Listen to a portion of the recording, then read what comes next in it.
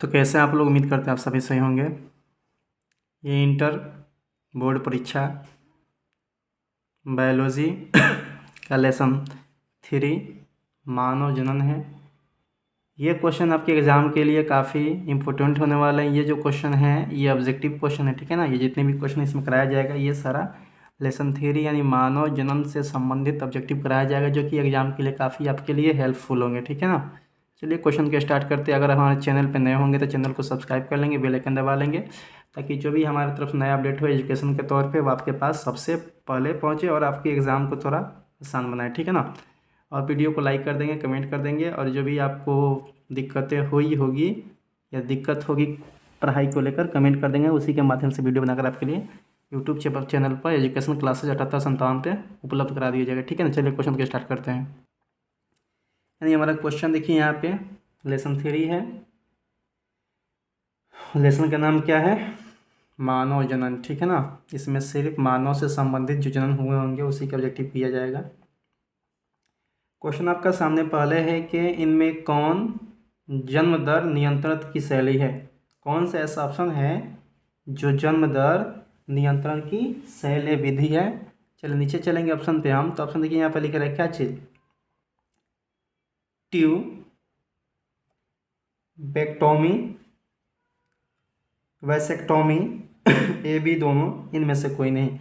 यानी आपका आंसर जो होगा इसमें से करेक्ट कौन सा ऐसा ऑप्शन है जो जन्म दर नियंत्रण की शैल्य विधि है। शैल्य विधि क्या बात बोला है ना, तो आंसर आपका क्या होगा, इसका आंसर होगा आपका ए और बी क्या दोनों। यानी कि आंसर जो होगा हमारा क्या होगा, सी होगा। क्या होगा आंसर, सी होगा, ठीक है। आगे चलते क्वेश्चन नंबर पे हम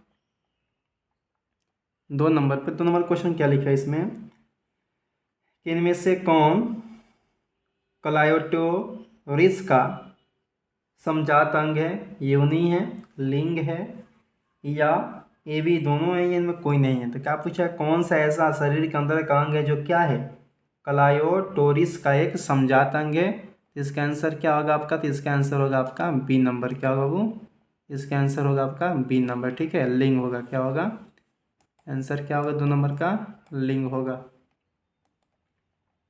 क्वेश्चन चलेंगे 3 पर। 3 नंबर क्वेश्चन क्या लिखा है इसमें कि मासिक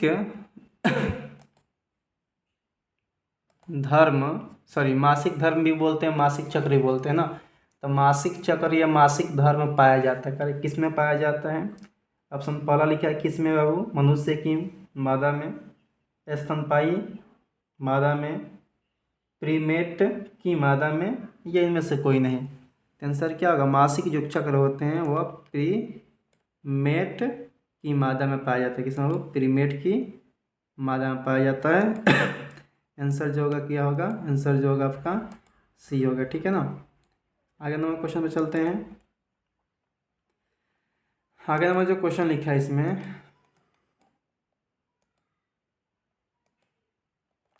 लिखा है कि इनमें से किनका स्वर उच्च पिच यानी कि स्वरमान का होता है।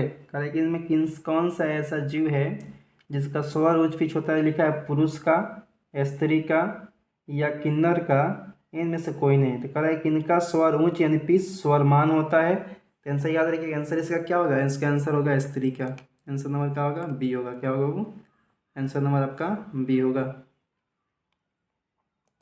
क्वेश्चन चलेंगे हम 5 नंबर पे। तो 5 नंबर क्वेश्चन कर रहे इसमें कि मानव स्त्रियों में अंडे का निर्माण होता है। कर मानव जो स्त्रियां होती है उसमें क्या कर अंडे का निर्माण कहाँ होता है। तो लिखा है यहाँ पे क्या चीज़, गर्भाशय में, फैलोपियन नली में, ओवेरियन फॉलिकल में, या इनमें से कोई नहीं। यानी आंसर है जो मानव स्त्री होती है ना उसमें अंडे का निर्माण कहाँ होता है, ओवेरियन फॉलिकल में होता है। यानी कि आंसर नंबर क्या होगा, आंसर नंबर आपका सी होगा। 6 नंबर क्वेश्चन में चलेंगे। 6 नंबर क्वेश्चन क्या लिखा है कि इसमें शुक्राणु जनन का नियंत्रण किसके द्वारा होता है। शुक्राणु जो जन्म होते हैं उसका नियंत्रण किसके द्वारा होता है, एंड्रोजन के द्वारा होता है, या एस्ट्रोजन के द्वारा होता है, या LH के द्वारा होता है, इनमें कौन याद है? शुक्राणु जो जनन होते हैं, शुक्राणु जनन का नियंत्रण होता है, जानते हैं किसके द्वारा? एंड्रोजन, यानी आंसर क्या होगा? ए होगा। इसके माध्यम से क्या होता है? शुक्राणु जनन नियंत्रण की कार्य संपन्न होती है। क्वेश्चन चलेंगे 7 नंबर पे। तो 7 नंबर क्वेश्चन क्या कह रहा है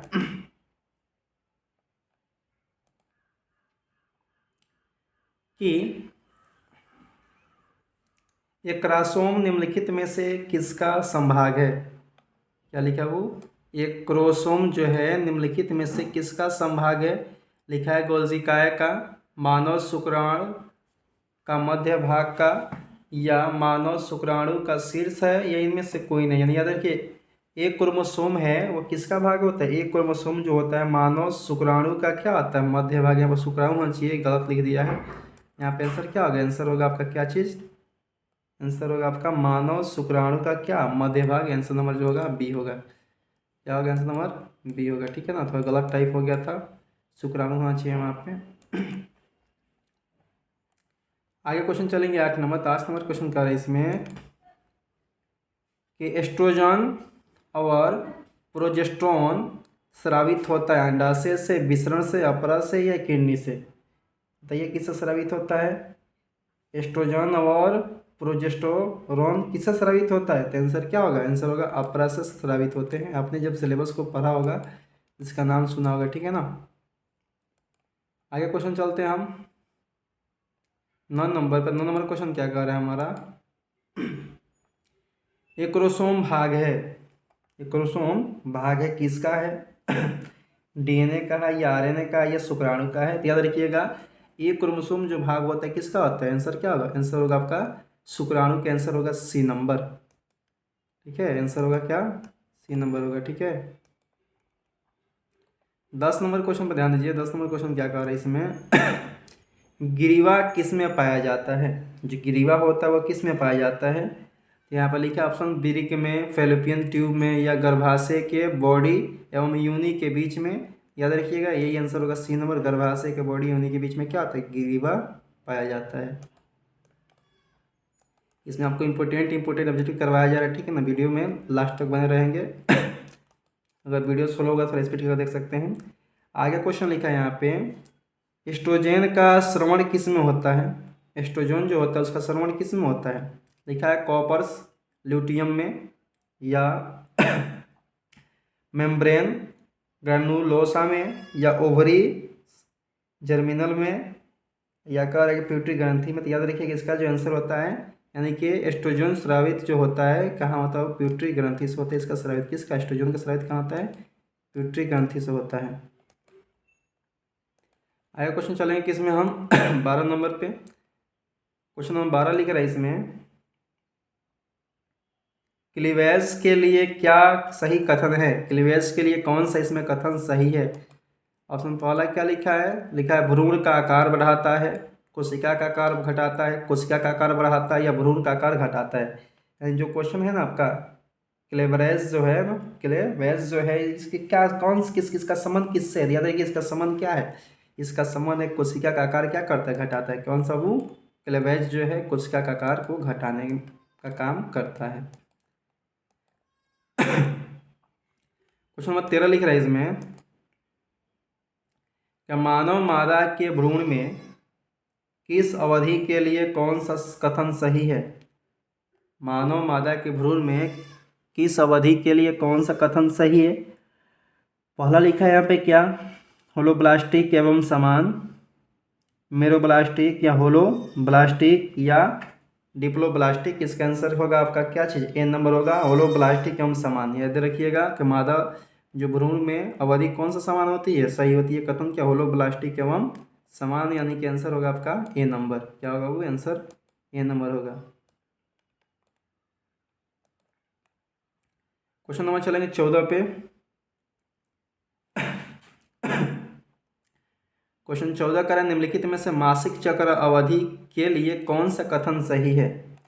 लिखा है कि अंड का उत्सर्जन 5वें दिन, इंडोमेट्रियम का पुनर्निर्माण 5 से 10वें दिन, इंडोमेट्रियल द्वारा पोषक का निर्माण, या इम्प्लांटेशन के लिए 11 से 18वें दिन, या कराए के प्रोजेस्टेरोन स्तर में वृद्धि 1 से 5वें दिन।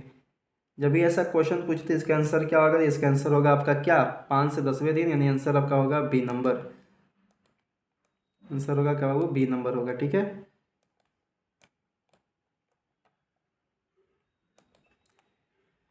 क्वेश्चन 15 चलेंगे। तो क्वेश्चन 15 लिखा है यहाँ पे, सेंट्रोली सेल्स का नियंत्रण प्यूटरी ग्रंथि के किस हार्मोन द्वारा होता है? करें कौन सा ऐसा हार्मोन है जो सेंट्रोली सेल्स का नियंत्रण करता है? याद रखिएगा, ऑप्शन क्या लिखा है यहाँ पे? GH, प्रोलेक्टिन, LH और FSH। इसका नियंत्रण करने वाला कौन है वो? तो इसका नियंत्रण करने वाले सेंट्रोली जो सेल्स है उसका नियंत्रण कौन करता है? LH, यानी कि आंसर नंबर क्या होगा? आंसर नंबर होगा सी होगा। आंसर क्या होगा? सी होगा। क्वेश्चन 16 पर ध्यान देंगे। क्वेश्चन 16 कह रहा है कि मेंस्ट्रुएशन का तत्काल कारण किस हार्मोन की वापसी है? FSH है, या FSH, RH, या प्रोजेस्टेरोन है, या एस्ट्रोजन है? आंसर क्या होगा इसका? तो आंसर होगा आपका क्या चीज़? प्रोजेस्टेरोन, यानी आंसर होगा आपका सी नंबर। आंसर क्या होगा? सी नंबर होगा। ठीक है, आगे क्वेश्चन चलेंगे। इसमें आगे क्वेश्चन कर रहे हैं इसमें, शुक्राणु का अक्षीय तंतु किससे बना होता है? शुक्राणु का जो अक्षीय तंतु होता है वो किससे बना होता है? तरीका समीपस्थ वर्तुकिलिका से, दूरस्थ वर्तुलिका से, या माइटोकॉन्ड्रिया से, या केंद्रक से? याद रखिएगा, शुक्राणु जो होता है उसका अक्षीय भाग जो होते हैं, उसका अक्षीय जो भाग होते हैं किससे बने होते हैं? उसका अक्षीय भाग बने होते हैं क्या? दूरस्थ वर्तुलिका से। आंसर नंबर क्या होगा? बी होगा। आंसर क्या होगा? आंसर नंबर आपका बी होगा। आगे क्वेश्चन ध्यान देंगे। आगे क्वेश्चन दिया है 18 नंबर कि मानव में किस तरह का प्लासेंटा पाया जाता है? मानव में किस प्रकार का प्लासेंटा पाया जाता है? ऑप्शन लिखा है कोरियोनिक, हिमोकोरियल, या मेटाडिसोटियल, या इनमें से सभी। तो याद रखिए, मानव के जो प्लासेंटा जो होते हैं इसमें सभी प्रकार का क्या होता है? प्लासेंटा पाए जाते हैं। ऑल ऑफ दिस आंसर होगा इसका।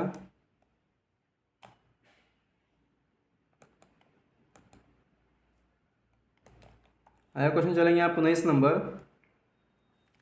तो 19 नंबर क्वेश्चन इसमें कह रहा है कि किसकी अनुपस्थिति में निषेचन नहीं हो सकता? कह रहा है क्या नहीं होगा जिससे क्या निषेचन नहीं हो पाएगा? तो ऑप्शन देखिए लिया है सोडियम, पोटेशियम, कैल्शियम, या लौह। यानी कौन सा इसमें चारों पदार्थ में से कौन सा पदार्थ अगर नहीं रहेगा तो निषेचन नहीं होगा? तो याद रखिए कैल्शियम होता है। आंसर नंबर क्या? आंसर नंबर आपका होगा सी नंबर, कैल्शियम। आगे चलेंगे। 20 नंबर लिखा है यहाँ पे। 20 नंबर क्वेश्चन लिखा है कि जन्म के बाद माता के प्रथम दुग्ध स्राव को, ठीक है ना, कोलोस्ट्रम कहते हैं। इसमें निहित होता है, यानी कोलोस्ट्रम में क्या निहित होता है ये पूछ रहा है ना। यानी माता जब बच्चे जन्म देती है उसका पहला दुग्ध स्राव होता है, पहला दूध निकलता है, तो कह रहा है कि उसको क्या कहते हैं? कोलोस्ट्रम कहते हैं। तो कह रहा है इसमें निहित होता है, तो क्या होता है? LGA होता है, LGD होता है, LGE होता है। यानी कह रहा है कि कौन सा इसमें प्रकार के मतलब इसमें हो सकते हैं? टेंशन याद देखिए LGA होता है। ठीक है ना, प्रथम दूध स्राव में जो कोलेस्ट्रॉम निकलता है उसमें क्या होता है? आंसर होगा आपका ए नंबर। 21 नंबर क्वेश्चन लिखा है यहाँ पे कि प्रोस्टाग्लैंडिन है, प्रोटीन है, कार्बोहाइड्रेट है, लिपिड है, या असंतृप्त है? याद रखिएगा जो आपका क्वेश्चन लिखा है ना, क्वेश्चन क्या लिखा है हमारा? क्वेश्चन लिखा है यहाँ पे प्रोस्टाग्लैंडिन क्या है? तो प्रोस्टाग्लैंडिन एक प्रकार के असंतृप्त है। आंसर क्या होगा? आंसर होगा डी नंबर। आंसर क्या होगा हमारा? आंसर होगा डी नंबर। आगे चलेंगे हम 22 नंबर क्वेश्चन। 22 नंबर क्वेश्चन कह रहा है कि सेमिनल वेसिकल के स्राव द्वारा फ्रुक्टोज की उपस्थिति फोरेंसिक जांच में प्रदर्शित करता है। फोरेंसिक जब जांच होता है उसमें कह रहा है क्या प्रदर्शित करता है? लिखा है यहाँ पे सिफिलिस, या एड्स, या बलात्कार, या इसमें से हेपेटाइटिस। याद रखिएगा जब भी सेमिनल वेसिकल की जब स्राव द्वारा क्या होता है? फ्रोस्टिक यानी फोरेंसिक जांच होता है तो उसमें क्या निकलता है? तो याद रखिएगा बलात्कार निकलता है। क्या निकलता है वो? बलात्कार निकलते, आंसर नंबर क्या होगा? सी होगा। आंसर नंबर क्या होगा? सी होगा। फिर लिखा 23 नंबर क्वेश्चन पे। 23 नंबर क्वेश्चन है कि शुक्राणु जनन किसके द्वारा अभिभूत होता है? शुक्राणु जनन होता है, करे किसके द्वारा क्या अभिभूत होता है? तो ऑप्शन पहला क्या लिखा है? FSH के द्वारा, MSH और ACTH और HCG। ऐसे याद रखिए, जब भी शुक्राणु जनन का भूमि पूछे आपसे कि भूमिभूत क्या होगा, तो विभूत जो होता है क्या होता है? FSH होता है। आंसर नंबर क्या होगा? आंसर नंबर आपका ए होगा। आगे चलेंगे यहाँ पे 24 नंबर क्वेश्चन। 24 नंबर क्वेश्चन लिखा है इसमें, शुक्राणु जनन द्वारा एक प्राथमिक शुक्राणु कोशिका से कितने शुक्राणु बनाते हैं? कह रहे क्वेश्चन क्या चीज़ आपका? तो शुक्राणु जनन द्वारा एक प्राथमिक शुक्राणु कोशिका से कितने शुक्राणु बनते हैं? ऑप्शन क्या लिखा? 1, 4, 16 और क्या चीज़ 32। आंसर देखिए, कोशिका से कितने शुक्राणु बनते हैं? तो 4। आंसर क्या होगा? आंसर होगा आपका बी नंबर। क्वेश्चन चले आगे। यहाँ पे लिखा है 25 नंबर की, अंडा के कोशिका द्रव्य में क्या नहीं होता है? क्या ना कह का, यानी कि इसमें करें कोशिका जो होता है उसके अंडा के जो अंडा जो होता है ना, अंडा बनता है जो, तो अगर अंडा कोशिका द्रव्य में क्या नहीं होता? तो लिखा राइबोसोम नहीं होता है, माइटोकॉन्ड्रिया नहीं होता है, गोल्सिकाय नहीं होता है, या सेंट्रोसोम नहीं होता है। तो अंडा के जो कोशिका होता है उसमें क्या नहीं होता है? तो उसमें जो होगा आपका सेंट्रोसोम नहीं होता है। आंसर नंबर डी होगा, ये नहीं होता है। चलेंगे 26 नंबर क्वेश्चन पे। तो लिखा है 26 नंबर क्वेश्चन यहाँ पे, स्पर्मेटिड्स का रूपांतरण स्पर्मेटोजिया में किस विधि द्वारा होता है? तो ऑप्शन क्या लिखा है? स्पर्मेटेशन के द्वारा होता है, या स्पर्मेटोजेनेसिस के द्वारा होता है, या स्पर्मेजोनेसिस के द्वारा होता है, या स्पर्मेटोसिस के द्वारा होता है? तो आंसर याद होगा, क्या होगा आपका? आंसर होगा आपका क्या चीज़? आंसर होगा स्पर्मेजोनेसिस। आंसर नंबर सी होगा। क्या होगा जी? आंसर नंबर सी होगा। आगे क्वेश्चन चलेंगे हम। आगे क्वेश्चन लिखा है यहाँ पे, प्रोस्टेट कैंसर के लिए प्रयुक्त प्रतीक एंजाइम की क्लिनिकल जांच में कौन सा होता है? तो ऑप्शन क्या लिखा है? पहला लिखा है यहाँ पे एमाइलेज होता है, क्षारीय फास्फेटेज होता है, या YGT पेस होता है, या अम्लीय फास्फेट होता है। तो आंसर होगा आपका क्या चीज़? तो आंसर होगा, जब भी हम प्रोस्टेट कैंसर की जांच होता है ना, उसमें क्या निकलता है? क्षारीय फास्फेटेज निकलता है। आगे चलते हैं क्वेश्चन इसमें। आगे क्वेश्चन क्या लिखा है इसमें कि 28 नंबर है कि पार्टूटिशियन के लिए संकेत कहाँ से शुरू होता है? प्लासेंटा से, प्लासेंटा तथा पूर्ण विकसित गर्भाशय शिशु से, या माता की प्यूटरी स्रावित ऑक्सीटोनिक्स द्वारा से, या पूर्णतः विकसित गर्भाशय शिशु से होता है? तो जब भी क्वेश्चन पूछे यहाँ पे क्या चीज़, पार्टूरेशन के संकेत कहाँ से मिलता है? तो आंसर क्या होगा? प्लासेंटा तथा क्या चीज़? प्लासेंटा तथा पूर्ण विकसित गर्भस्थ शिशु से, वहाँ से संकेत मिलता है। ठीक है, आंसर नंबर बी होगा। आगे क्वेश्चन चलेंगे हम। क्वेश्चन आगे कर रहा है इसमें 29 नंबर, गर्भावस्था के किस महीने में गर्भस्थ शिशु गतिशील होता है तथा सिर पर बाल उगता है? करे कि जब कोई इंसान यानी कोई लेडीज यानी कोई मादा जब प्रेग्नेंट होती है, तो करे कि किस दिन यानी कितने महीने पर उसके सर में बाल निकलने लगता है? तो आंसर आपका क्या होगा? लिखा चौथा महीना, पाँचवा महीना, छठा महीना। ये देखिए, पाँचवा महीना में क्या होता है? उसके शरीर पे क्या होता है? बाल निकलने लगता है, और उसके शरीर में क्या गतिशील हो जाती है, मुक्त गति करने लगता है उसका शरीर। कौन सा महीना में? पाँचवा महीना में। आगे चलेंगे यहाँ पर 30 नंबर। 30 नंबर क्वेश्चन क्या कर रहा है? 30 नंबर क्वेश्चन कह रहा है कि इसमें कि अंडाशय के नज़दीक का फैलोपियन ट्यूब का भाग है स्थमस का, इफडीमुलुमा का, या ग्रीवा का, इनमें से कोई नहीं था। यानी अंडाशय के जो नज़दीक का फैलोपियन ट्यूब का भाग क्या कहलाता है? वो फैलोपियन ट्यूब का भाग कहलाता है, नंबर क्या होगा यहाँ पे? स्थमस होगा। क्या होगा वो? ए नंबर होगा, स्थमस। है क्वेश्चन चलेंगे यहाँ पे 40 नंबर क्वेश्चन चलेंगे, सॉरी 31 नंबर। 31 नंबर क्वेश्चन कह रहे हैं इसमें कि कि किसी मादा में ब्लास्टोसाइस्ट के लिए सही है। लिखा है कि यह इम्प्लांटेशन से पहले प्लासेंटा बनाता है, अंडोत्सर्जन के 3 दिन बाद इम्प्लांटेड होता है, या इम्प्लांटेशन के बाद गर्भाशय की दीवार से पोषक प्राप्त हो देता है, या इम्प्लांटेशन के साथ ट्रोफोब्लास्ट में कोशिका द्वारा इम्प्लोब्लास्टेड होता है। आंसर क्या होगा? आंसर होगा आपका क्या चीज़? जब भी मादा में क्या होता है ब्लास्टोसाइस्ट के लिए क्या कौन सा आंसर होगा? आंसर होगा आपका क्या चीज़? आंसर होगा आपका डी नंबर। इम्ब्लास्टेशन के साथ क्या होता है? ट्रोब्लास्टेशन की कोशिका द्वारा इम्प्लांटेड होता है। ठीक है ना? आंसर होगा क्या आपका? डी नंबर होगा। ठीक है ना? आगे क्वेश्चन चलेंगे इसमें।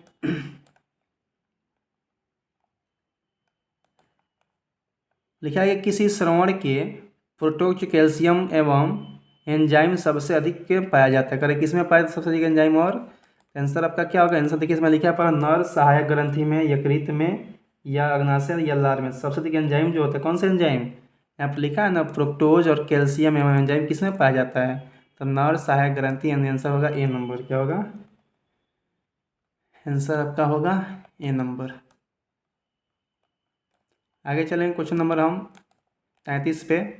अरे नर युग्मक तथा मादा युग्मक के संयुक्त से क्या बनता है? सबसे एग्जाम ये क्वेश्चन आता है। तो नर युग्मक मादा युग्मक के संयुक्त से क्या बनता है? जब नर का युग्मक मिलता है मादा का युग्मक मिलता है तो क्या बनता है? याद रखिए नर युग्मक मादा युग्मक मिलने से क्या बनता है? आंसर होगा क्या? डी नंबर युग्मनज बनता है। क्या बनता है वो?